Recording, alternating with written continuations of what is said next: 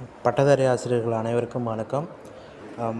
இன்று 3/7/2025 இன்று மாண்புமை சென்னை உயர்நீதிமன்றத்தில் நீதியரசர் ஆனந்த் வெங்கடேஷ் அவர்கள் முன்னிலையில் பட்டியலிடப்பட்டு, அதாவது இன்றைக்கி பார்த்திங்கன்னா வரமாறு இருந்துச்சுங்க. இந்த பிடிபிஆர்டி நியமனம் தொடர்பான வழக்குகள் மற்றும் அமைச்சரவை பணியாளர்களின் பதவி உயர்வு தொடர்பான வழக்குகள் எல்லாமே ஒட்டுமொத்தமாக ஒன்றிணைக்கப்பட்டு இன்று விசாரணைக்கு பட்டியலிடப்பட்டிருந்ததுங்க. இது ரெகுலர் லிஸ்ட்டாக வந்துருச்சுங்க. ஆனால் குறிப்பிட்ட காரணங்களுக்காக இது மீண்டும் ஒத்திவைக்கப்பட்டுள்ளது. இன்றைக்கு அதாவது மாண்புமிகு நீதியரசர் ஆனந்த் வெங்கடேஷ் அவர்கள் பார்த்திங்கன்னா video conferencing, physical mode, hybrid mode, இந்த மோடு எல்லாத்துலேயுமே சரிங்க. இன்றைக்கு கோர்ட் நம்பர் 35 இன்றைக்கி, அதாவது 3 ஜூலை 2025 ஜூலை 3, 2025 இந்த பட்டியலிடப்பட்டது. இந்த வழக்குகளில் இறுதியாக, அதாவது பார்த்திங்கன்னா கடைசியாக கண்டெம்ட் பெட்டிஷன் கேஸ் இந்த கேட்டகரியில் கொடுத்துருந்தாங்க.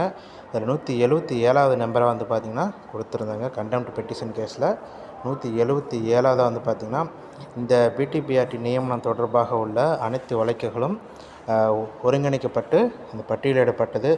இன்றைக்கி எல்லோரும் எதிர்பார்த்துட்டு இருந்தாங்க. ஏன்னா 1ஆம் எதிர்பார்த்தோம்.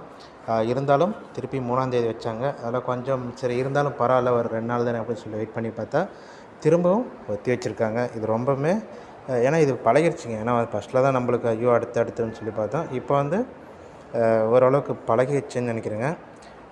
இருந்தாலும் அடுத்த வழக்குகள் திருப்பியும் போகும்போது பட்டியலுக்கு வருது. ஆனால் எடுத்துக்கிறாங்க. திடீர்னு பார்த்திங்கன்னா ஒத்தி வச்சுறாங்க. ரீசனே தெரிய மாட்டேங்குது. எப்போ அடுத்த முடியும்? இப்போ ஒரே ஹியரிங்கில் 9ஆம் எல்லாம் முடிஞ்சிருமான்னு சொல்லி பார்க்கும்போது அன்றைக்கும் ஒரு கேள்விக்குறி மாதிரி தான் போகுது. இருந்தாலும் சரிங்க, அந்த ஆர்குமெண்ட் நடந்தால் அவங்களோட விவாதங்கள் போகும்போது, ஏன்னா புதுசாக அதில் பெருசாக ஒன்றும் ஃபைல் பண்ணுறதுக்கான எதுவும் கிடையாதுங்க. இதில் இப்போ ஆல்ரெடி இருக்கிற ஜட்ஜ்மெண்ட்டு, டாக்குமெண்ட் எல்லாமே ரிவ்யூ பண்ணுறாங்க. இவங்க அரசு தரப்பில் பார்த்திங்கன்னா அந்த 3 ஒரு இதை முன்வைக்கிறாங்க. ஒரு 3 பாயிண்ட்ஸ் பார்த்திங்கன்னா முன்வைக்கிறாங்க. அதில் பார்த்திங்கன்னா உரிய திருத்தங்கள், அதில் அவங்க பார்த்திங்கன்னா சீராய்வு மனுவில் இது திருப்பியும் ரீவெரிஃபிகேஷன் பண்ண சொல்லி அந்த அப்ளிகேஷன் போட்டிருக்காங்க. அதில் திருப்பியும் அவங்க பகுப்பாய்வு செஞ்சு அந்த டேட்டா எல்லாம் ஒழுங்குபடுத்தி கொடுத்துருக்காங்க.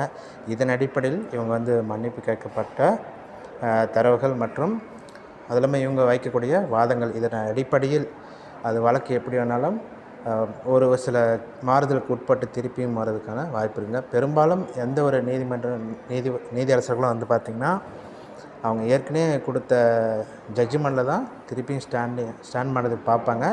இருந்தாலும் இந்த ஆவணங்கள் அடிப்படையில் இவங்க திருப்பியும் பண்ணுற வாதங்கள் அடிப்படையில், ஏன்னா இப்போ இவ்வளோ நாள் டைம் எடுத்திருக்காங்க. அதனால் ஒரு நல்ல முடிவாக இவங்களோட தரப்பு, அரசு தரப்பில் வச்சு பட்டதாரி ஆசிரியர்களுக்கு விரைவாக பணி நியமனம் வழங்குவதற்கு நடவடிக்கை மேற்கொள்ளப்படுவார்கள்.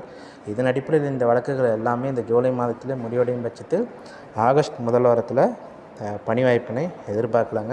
அதனால் கேஸ் பார்த்திங்கன்னா இப்போ என் நண்பர்கள் பார்த்திங்கன்னா அந்த ஒருங்கிணைக்கப்பட்ட வழக்குகள் எல்லாமே இங்கே லிஸ்ட்டு கொடுத்துருக்காங்க.